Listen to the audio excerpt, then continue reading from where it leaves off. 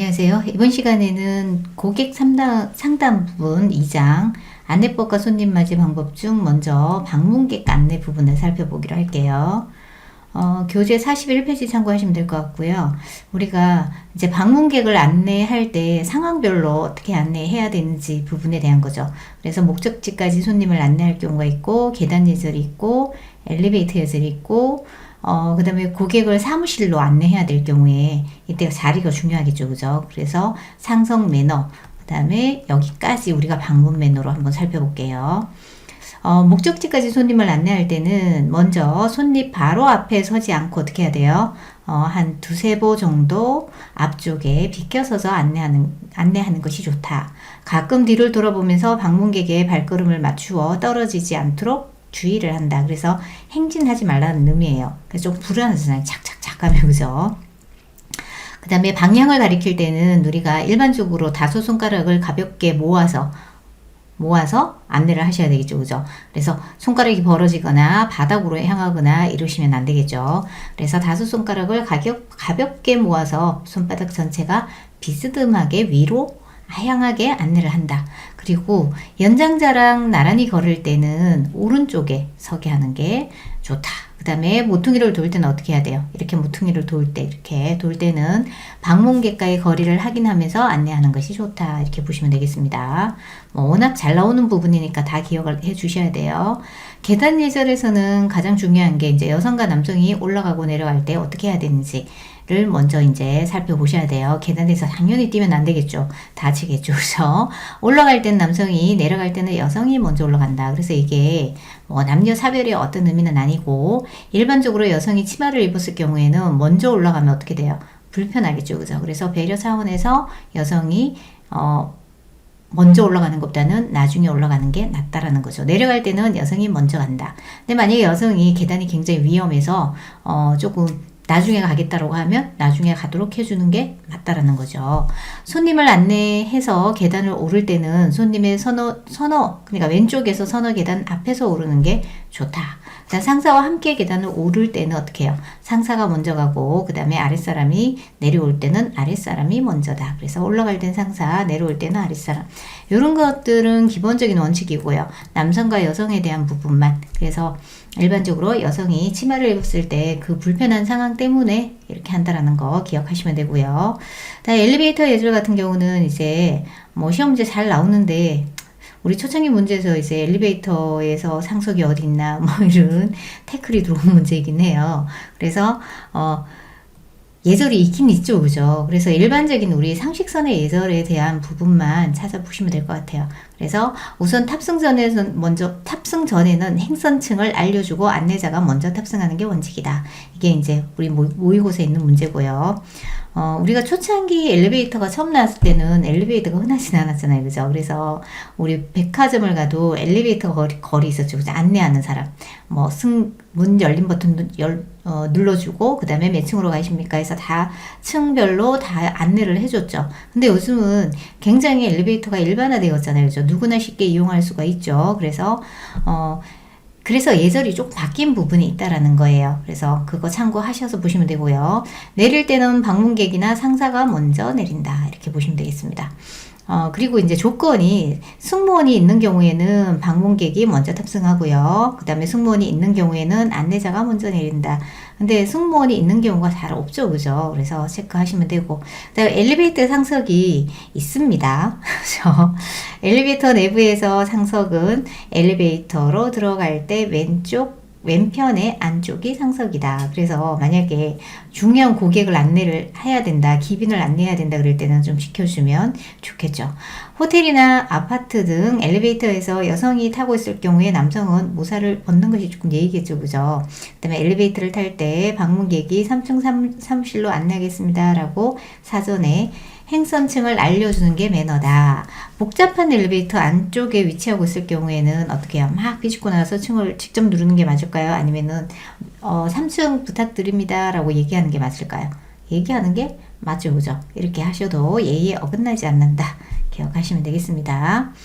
고객을 사무실에 안내할 경우에는 응접실에 도착하면 목적지에 도착했음을 알려주고요. 그 다음에 응접실을 들어설 때는 어떻게 해야 되겠어요?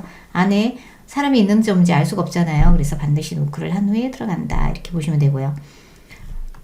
그 다음에 이제 응접실을 안내할 때 시험 문제 잘 나오는 부분인데, 우리가 상석을 안내하는 게 굉장히 중요하죠.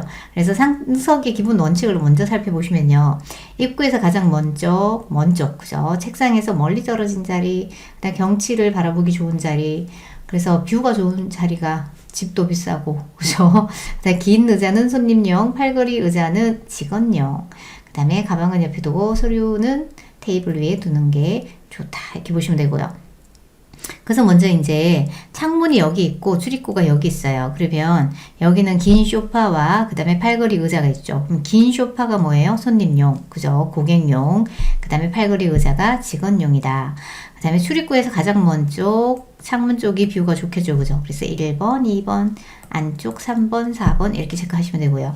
근데 창문이 없어요. 근데 의자가 딱딱 하나예요. 그러면 출입구에서 가장 먼 곳 1번, 2번, 3번, 4번 이렇게 배치를 해주시면 되겠습니다.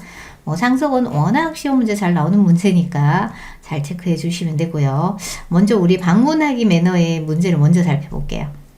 살펴보시면 다 나오니까 다 기억은 하셔야 돼요. 그래서 여기서 우리 제시된 문제에서는 41페이지 보시면 목적지까지 손님을 안내할 경우에 대한 설명으로 잘못된 것을 찾는 거죠. 그죠? 그래서 2번 바로 보겠습니다. 2번을 보시면 여성 고객일 경우 남성보다 먼저 계단을 올라가고 내려온다. 올라갈 땐 여성이 먼저 올라가요? 남성이 먼저 올라가요? 남성. 내려올 때는 여성. 기억하세요. 이 문제가 가장 잘 틀어지는 부분이니까 기억하시고요. 이번에도 이번 시험 경향을 제가 살펴보니까 예전에 나왔던 문제가 많이 나왔어요. 거의 빈번하게 자주 출제되는 부분이고 난이도가 크게 높지는 않았던 시험인 것 같아요. 그래서 보시면 되고요.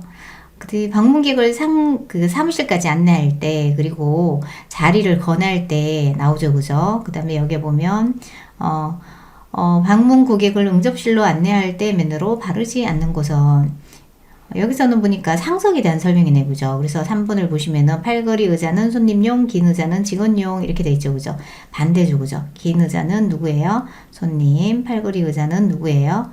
직원용. 이렇게 기억을 해주시면 되겠습니다. 자, 그 다음으로 이제 보시면 이제 응접실 안내가 끝났고 이제 소개하는 방법이에요. 맞이 방법. 그래서 소개하는 방법을 먼저 볼게요. 방문객 안내에서 소개를 할 때 어떻게 소개를 해야 된다? 일반적으로 우리가 소개를 할 때 어떻게 해야 돼요? 사람을 소개할 때는 그 사람이 특기나 특징을 담아서 소개하는 게 좋다. 그죠? 그래서 자리에 앉아있을 때는 앉아있는데 소개를 받게 되면 어떻게 해요? 반드시 일어서서 인사를 하는 게 예의고요. 상대방의 이름을 충분히 주의해서 듣고 기억을 해야 되겠죠. 그죠? 이름을 듣고 잊어버릴 수도 있잖아요. 그죠? 그래서 정식으로 소개받을 때까지 조용히 기다리는 게 원칙이다. 그리고 이런 소개는 조금 금물이다. 가장된 소개. 그죠? 가장된 소개는 소개되는 사람에게 불쾌감이나 신뢰가 될 수도 있다. 불쾌감을 주어서 신뢰가 된다. 한쪽만 칭찬하고 다른 한쪽의 체면을 깎는 소재는 절대 금물이겠죠. 그죠? 해서 기억하시면 되고, 시험 문제는 소개 규칙이 시험 문제 잘 나와요. 43페이지 보시면은 누굴 먼저 소개해야 되는지. 그래서 먼저 소개할 사람을 먼저 체킹을 해보세요. 직위가 낮은 사람, 남자를 여자에게, 한 사람을 여러 사람에게, 연소자를 연장자에게, 직장인을 방문한 사람에게, 상대를 잘 아는 사람을 상대를 잘 모르는 사람에게. 그래서 먼저 소개할 사람이 아닌 것은 이렇게 시험 문제 나와요. 그러니까 반드시 기억을 해주시면 되고요.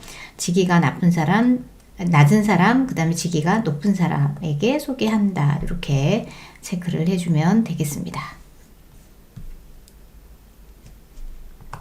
자, 그 다음에 방문객 안내의 기본은 앞에 설명했으니까 보시면 되고요.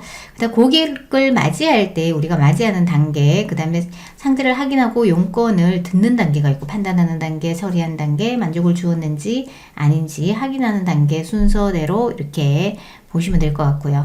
맞이하는 단계에서 당연히 인사겠죠, 그죠? 고객이 들어오면 시선을 맞춰 가볍게 인사를 한 후 두세 걸음 앞으로 가까이 가서 미소를 띠며 어서 오십시오 하고 인사를 하는 거죠. 접수하는 사람이 따로 없을 경우에는 먼저 본 사람이 해야 되겠죠. 그죠? 그 다음에 상대를 확인하고 용건을 듣는 단계가 있습니다. 그죠? 그래서 고객이 땡땡사에서 온 땡땡땡입니다 라고 했을 때 팀장님 계십니까? 라고 물었어요.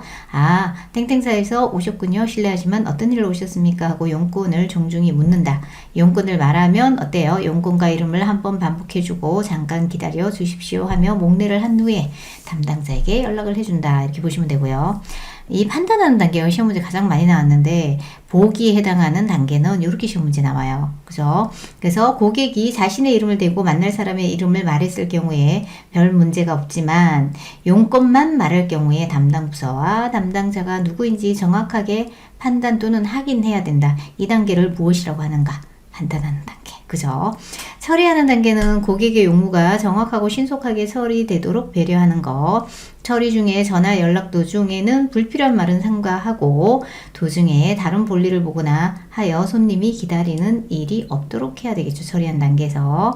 마지막 단계에서는 업무 처리가 되었음을 고객에게 알려주고요. 더 필요한 상황이 있는지 없는지를 체킹해 보는 게 좋겠죠. 그죠?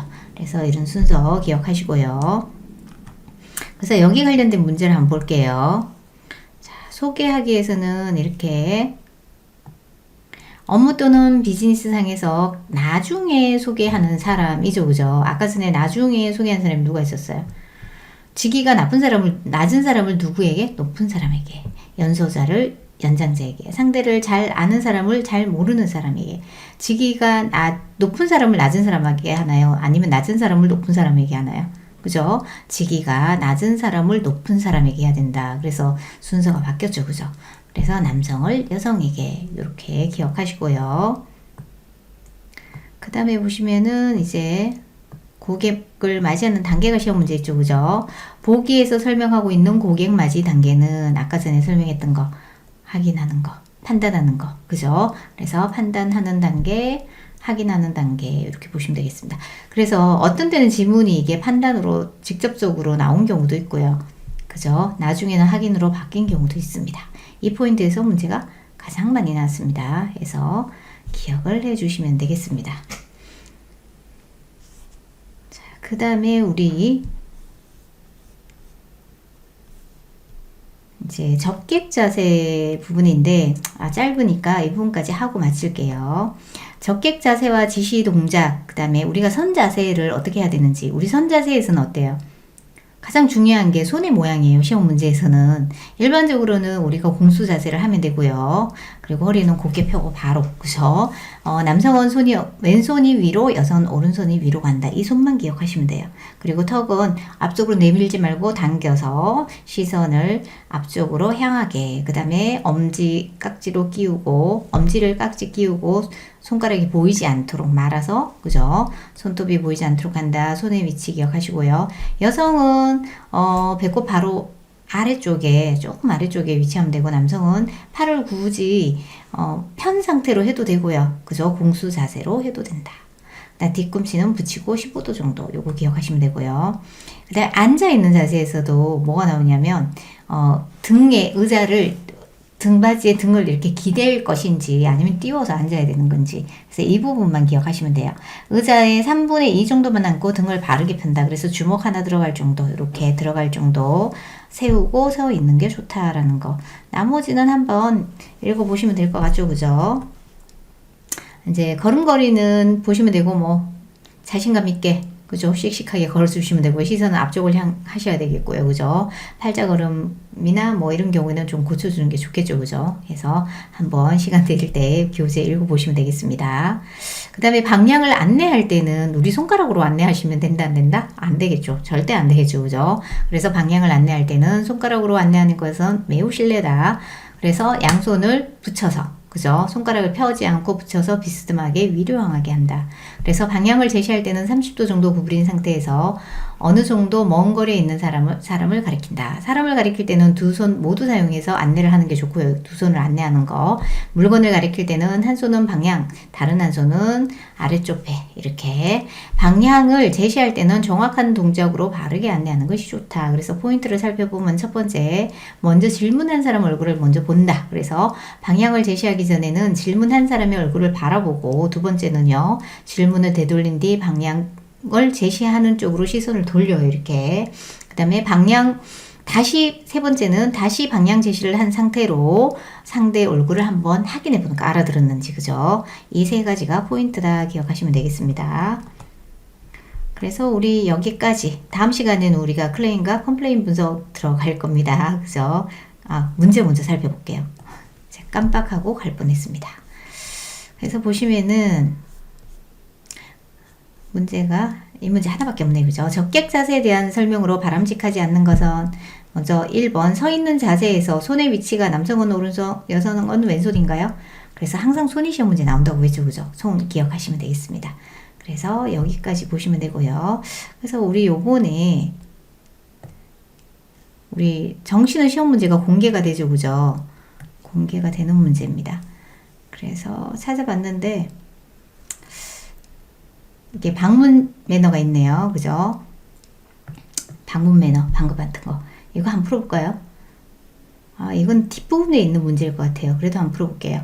비즈니스 용무로 인한 방문 시 가져야 할 매너로 가장 거리가 먼 것은 사무실을 방문할 경우 가급적 바쁜 시간을 피해서 미리 약속을 해야 되겠죠. 그죠? 아마 이게 비즈니스 매너 뒤에 문제일 것 같아요. 방문 시간에 여유 있게 도착하여 미리 화장실에서 용무와 복장을 점검하는 것이 좋다. 그 다음에 응접실로 안내를 받은 경우 자리에 앉지 않고 문 앞에 서서 대기하면 되나요? 안내를 받았으면 어떻게 해야 돼요? 앉아 있어야 되겠죠. 그죠? 그리고 면담 시 대화가 진행되는 중에는 팔을 들어 착용 중인 손목시계를 확인하지 않는 게 예의다. 5번은 사무실은 업무 공간이기 때문에 가급적으로 너무 오래 머무르지 않는 게 좋겠죠. 그죠? 그래서 이게 앞쪽 거랑 지금 방금 했던 부분이랑 비즈니스 매너 부분이랑 이게 섞여 있는 문제인 것 같아요. 그죠? 그래서 이렇게 풀어보시면 되겠습니다. 고생 많으셨습니다.